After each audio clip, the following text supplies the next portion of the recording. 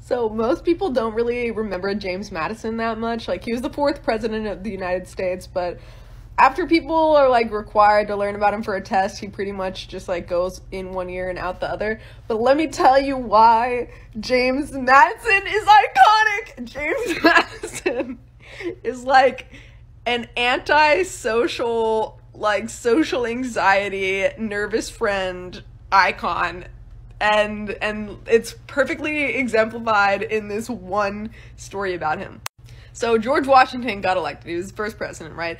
And he was like, oh, as first president, I should like reach out to Congress and be like, hey, it's gonna be sick working with you guys. But he was like nervous about writing the letter. He was like, I'm not the best letter writer. So he was like, hey, James, like you're like super solid at writing letters. Can you do me a solid, write this letter to Congress and basically just say like, I can't wait to work with you guys. And James Madison was like, yeah, of course, George, I'll do that for you. So he writes a letter and they send it to Congress. Congress gets the letter and they're like, oh my God, the president wrote us a letter. Okay, we gotta respond back. And everyone at Congress was like too nervous to respond to this letter.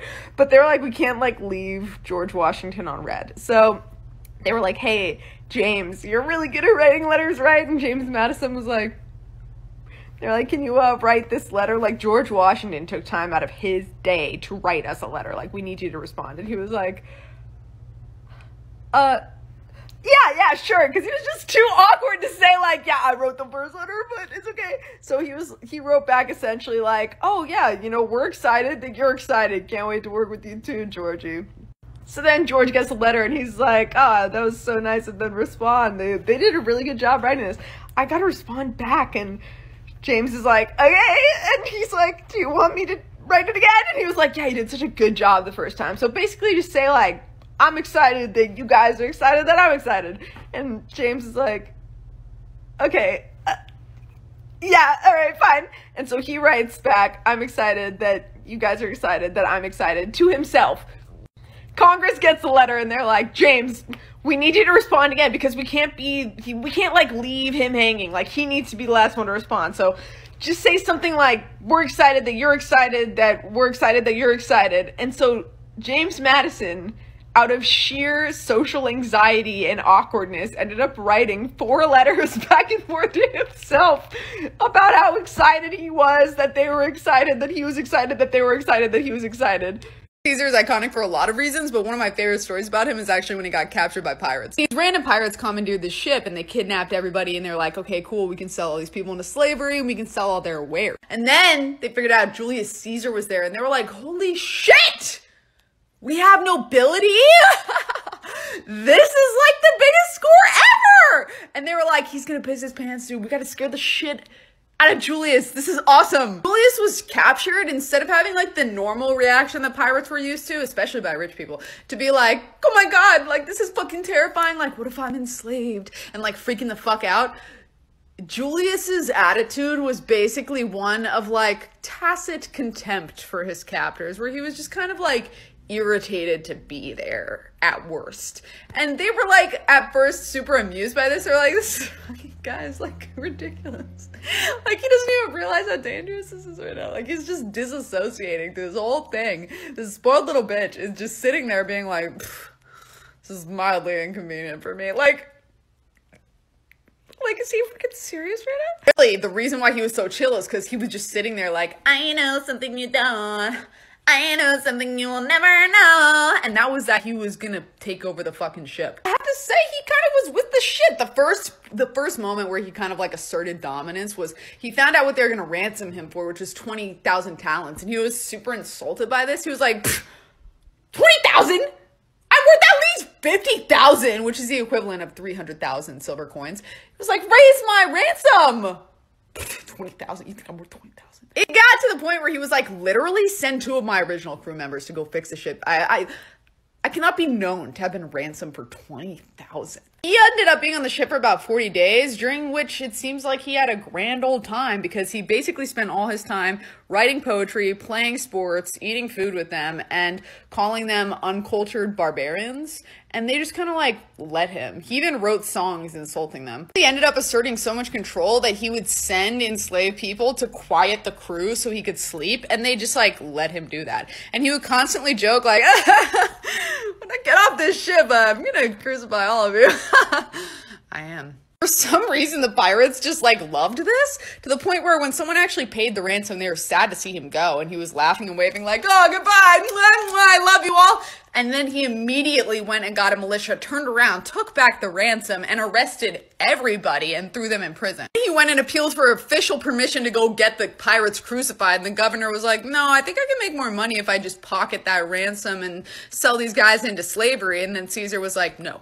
And so he ran back before the governor got a chance to put those orders in place, slit all the pirates' throats, and then literally did crucify them, even though he was not even allowed to. I see why Julius Caesar was stabbed in the back. Hitler only had one nut, and the fact that we don't talk about that more is actually insane. Also, I did not cut my hair. I'm just letting it dry. At least that's what historian Peter Fletchman, sorry if I'm pronouncing that wrong, says that he's discovered. In 1923, Hitler was arrested and therefore subjected to medical examination. And that's where he's claiming that he found in the records that Hitler only had one nut. The fact that we haven't talked about this more as like a just global discourse. What's interesting about this to me is I've also read in multiple other sources that there was this whole rumor about him injecting bull semen into his body to kind of help with his sexual vitality. So I'm like, maybe that's because he only had one nut. He was like, I gotta make up for this one nut situation. Basically, how did we find out that these records even existed? So they were originally thought to be lost, but then they resurfaced in 2010. And so he was suffering from right-sided testicle not descending, basically. And so he only had a left. Now here's the thing, this discussion on whether or not he had one nut has been a conversation for a little bit, and people have been trying to confirm it for like quite some time. So people had talked to his childhood doctor who confirmed he had normal genitalia. But then there was a rumor like, oh, he lost one in war. And so this like evidence right here would contradict both of those things. So why hide the fact that he had one nut? I don't know. Maybe he knew we would laugh about it. Maybe he's a deeply insecure person who enacted terrible horrors onto the entire planet because of said insecurities. Am I saying that he did what he did because he has one nut? Absolutely not. But am I saying that overall he is somebody who's deeply insecure and acted out in terrible, terrible, terrible, terrible ways? Obviously. Anyway, it's still up for debate whether or not Hitler actually had one nut. But I personally think this is a hill that is worth dying on.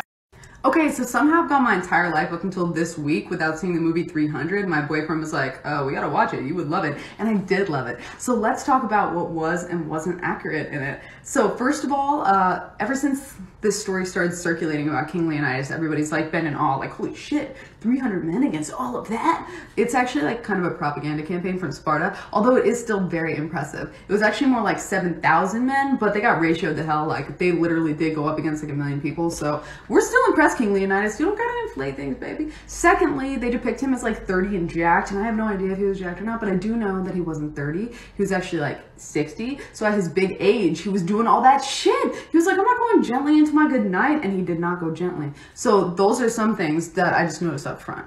Another thing about Sparta is they definitely did practice eugenics, so the whole like checking the baby out and being like, no, thing was pretty accurate. But another cool thing that they do is they actually bathe babies in wine. It's just kind of like a tradition that they had. Oh, and when babies cried, they would just be like, we command you not to feel fear.